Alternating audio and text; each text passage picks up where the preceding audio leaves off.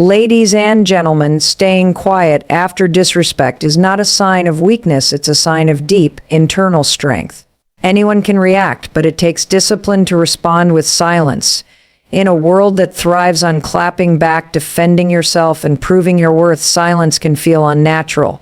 But silence, when chosen intentionally, is power in its purest form. It says, I don't need to lower myself to your level to prove my value. Silence is not weakness, it's wisdom wrapped in restraint. There is a strength in staying quiet that most people will never understand, because we live in a culture that equates speaking up with power and silence with surrender. But real power doesn't always roar. Sometimes it whispers. Sometimes it waits. Sometimes it says nothing at all.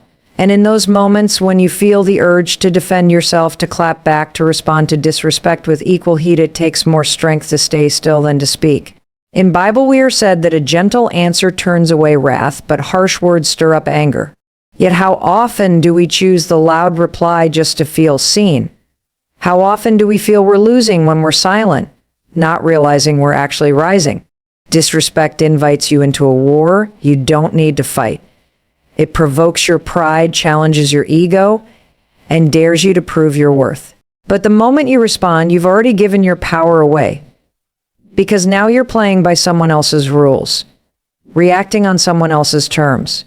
Wisdom knows better. Wisdom knows when to speak and when to stay silent. It's not weakness to say nothing, it's mastery. Mastery over self, mastery over emotion, mastery over moments that seek to drag you down. In Bible we are said that even a fool is considered wise when they remain silent. Imagine that your quietness has the power to shift perception, to display strength without saying a word. That's not weakness, that's wisdom. People often think that restraint is about bottling things up, about swallowing pain, but that's not it. Restraint is about governing your spirit. It's about saying, I don't need to react to every jab, every insult, every slight. I choose to stay in alignment with my purpose, because not every reaction leads to resolution. Some only lead to more chaos, more damage, more regret. And once a word leaves your mouth, you can't take it back. Silence, when chosen from a place of power, is a shield. It's how you guard your heart. In Bible we are said to guard our hearts because everything we do flows from it. And when your heart is full of peace, silence becomes your response to anything that threatens to disturb it. You don't have to explain yourself to be understood. You don't have to fight every battle to prove you're right. Sometimes silence is your statement. It says, I know who I am. I don't need your validation. I don't need your applause, and I definitely don't need your approval to walk in my purpose. The silence that comes from wisdom isn't empty. It's filled with discipline, confidence, and trust in something greater. It's a declaration that your worth isn't up for debate. It's anchored. It's decided. And no level of disrespect has the power to shake it. When you stay quiet after disrespect, it's not just about silence, it's about choosing emotional discipline over emotional reaction. It's about training your inner world to remain calm, even when the outer world tries to provoke chaos. Because anyone can react, but it takes someone rooted in strength to respond with stillness. Your silence in that moment becomes a shield, not because you're ignoring the offense, because you're refusing to give it authority over your peace. In Bible we are said that a person who is slow to anger is better than the mighty, and one who rules their spirit is greater than one who takes a city. That's the kind of power most people overlook. The power to pause. The power to breathe. The power to observe what's happening without immediately responding to it. When you choose not to engage with disrespect, you're not suppressing your emotion, you're stewarding it. You're placing your peace in a position of leadership instead of letting someone else's chaos pull you out of character. Emotional discipline isn't about being numb or detached. It's about being so aware of your values, your purpose, and your emotional energy that you're not willing to spend it on things that don't serve your future. You begin to ask deeper questions in those heated moments. Is this really worth my peace? Is this worth my energy? Is this temporary situation going to matter tomorrow, next week, next year? And more often than not, the answer is no. That's why building emotional discipline is a form of spiritual strength. It's not something you're born with, it's something you practice. You practice it by choosing silence when your pride wants to shout. You practice it by walking away when your ego wants to stay and argue. You practice it by praying through pain instead of reacting through it. You realize that your peace is not passive, it's powerful. And every time you choose it over reaction, you're reinforcing your strength. In Bible, we are said that those who wait on the Lord will renew their strength. Waiting isn't just about patience, it's about resisting the impulse to move too fast, speak too quickly, or retaliate too soon. That's emotional discipline. That's the kind of inner strength that builds character, protects vision, and honors God even when people don't honor you. So it's easy to let anger make decisions. It's easy to be offended. But when you live offended, you live distracted. And distraction always costs you more than it gives. Emotional discipline helps you protect what matters, your peace, your purpose, your clarity. Because when your emotions are out of control, your decisions will be too. But when peace leads, wisdom speaks. And sometimes wisdom chooses to say nothing at all. When someone disrespects you, it's rarely about you. It's a reflection of what's happening inside them. Most people are fighting battles you can't see. They project their pain, their insecurity, their bitterness, and their control issues onto others because it's easier than facing what's broken within. But if you're not grounded, you'll take it personally. You'll absorb their dysfunction and start to think it's your fault, your flaw, your failure. That's why emotional awareness is crucial. It helps you see clearly so you don't carry what was never yours to hold. In Bible, we are said that out of the abundance of the heart, the mouth speaks.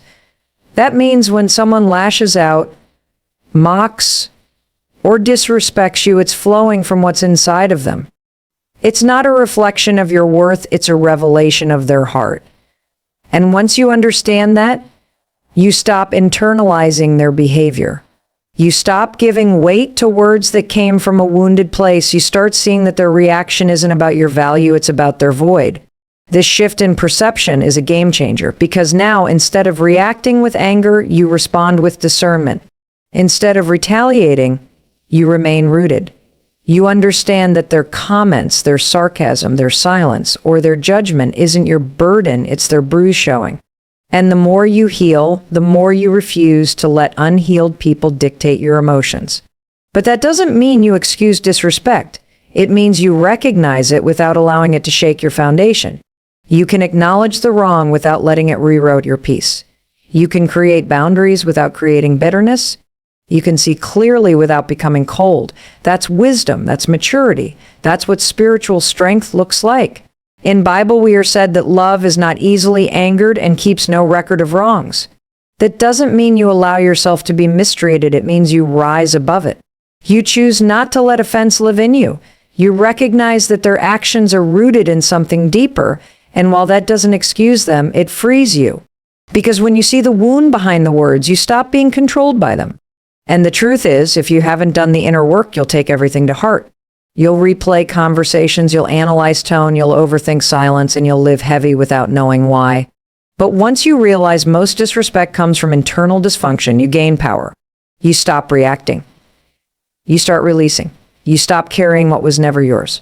You walk away not in weakness, but in wisdom. Staying quiet after disrespect becomes less about avoidance and more about alignment.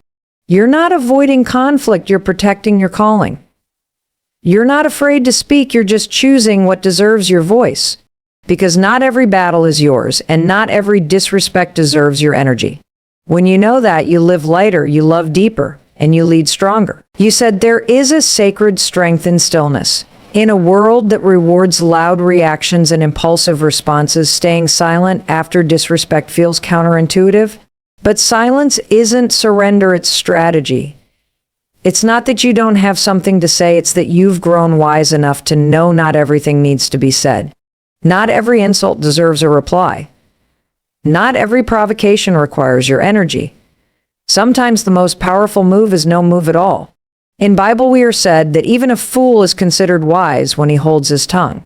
That's not about being passive, it's about being purposeful. Silence, when rooted in strength, is not the absence of a voice, it's the presence of self-control. It's the decision to let peace be your defender and wisdom be your guide. Because when you respond to disrespect with restraint, you demonstrate mastery not over the other person, but over yourself. Most people confuse silence with weakness, but the truth is, it takes far more power to stay composed than to react emotionally. It takes vision to say, I could respond, but I won't because I value my peace more than their chaos. That's not cowardice, that's courage. That's leadership. That's emotional discipline. And it separates people who are led by purpose from those who are pulled by impulse. Silence gives space for truth to echo louder than your words ever could. It allows you to step back and see things clearly.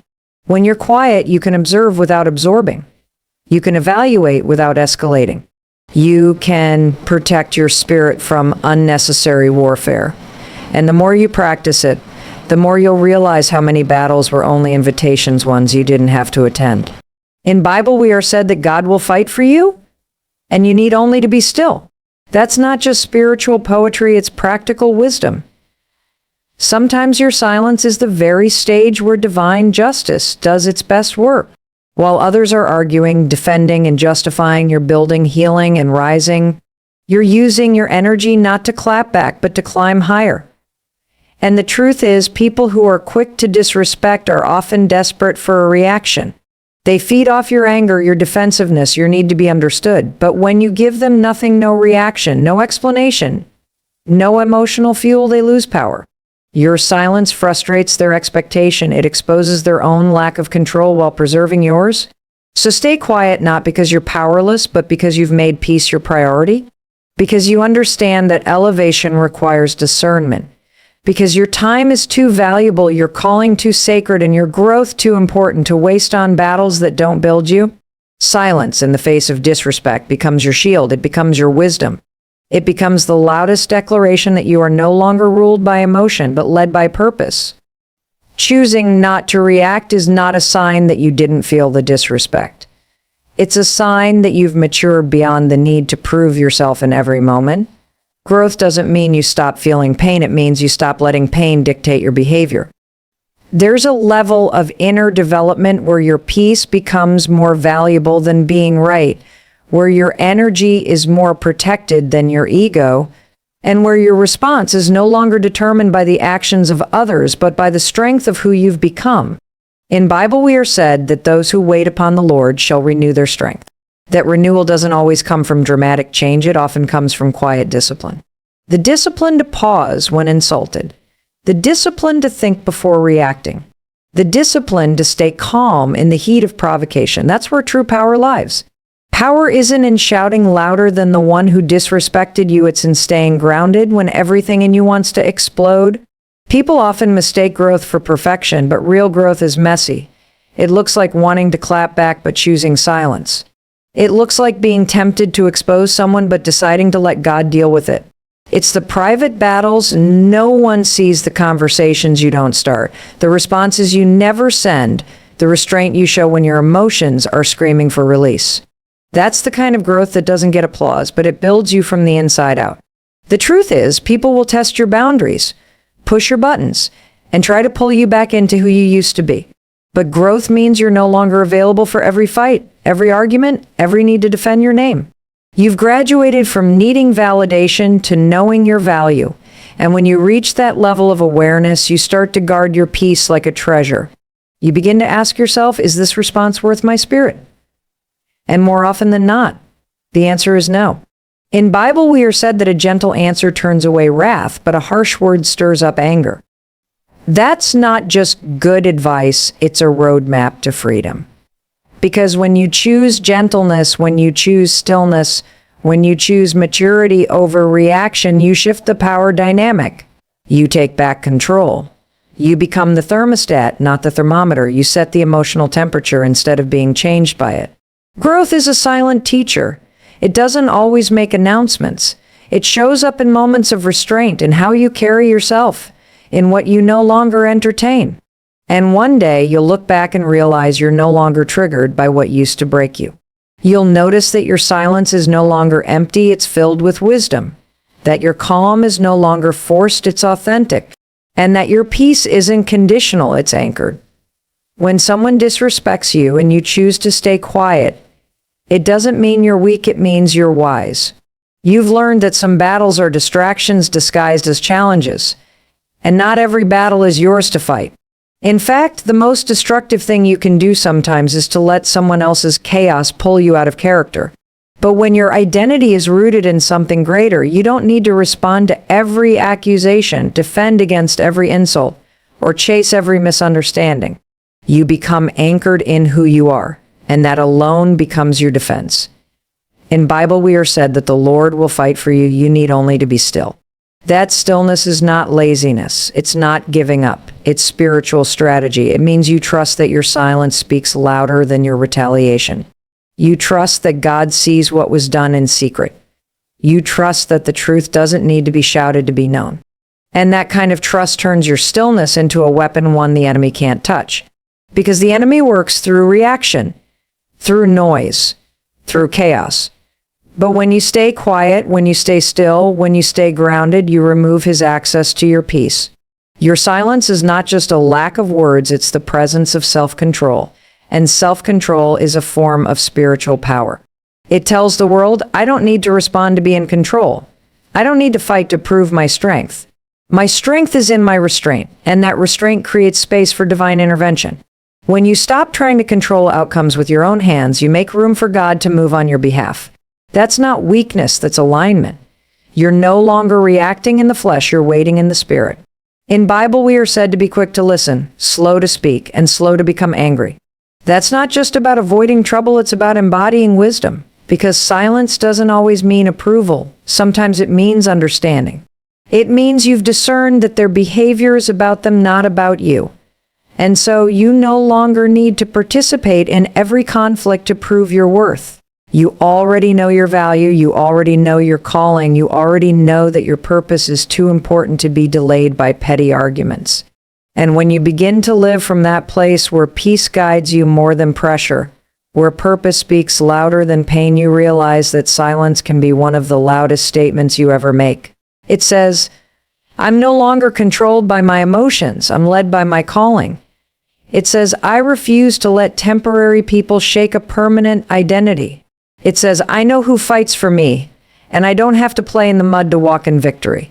This is the kind of silence that protects you, that preserves you, that positions you for something greater. Because while others are distracted by proving themselves, you're being prepared for something deeper. And in that preparation, you find a strength that doesn't shout, it stands. Staying quiet after disrespect isn't about ignoring pain, it's about choosing purpose over provocation. It's about knowing that your peace is too valuable to trade for temporary validation. Silence doesn't mean you didn't notice, it means you decided to rise above. In Bible, we are said that those who trust in the Lord will be like a tree planted by the waters, unshaken, unmoved, and deeply rooted. That's who you become when you master the strength to remain calm in the face of conflict. You don't have to respond to every insult to prove your worth. Your silence declares that your identity is secure, your spirit is guarded, and your future is too important to be delayed by petty offenses. Let others throw stones. Your assignment is to build something greater. And as you do, heaven will handle what your words don't have to. Because real power doesn't always speak, it stands quietly, confidently, unbothered.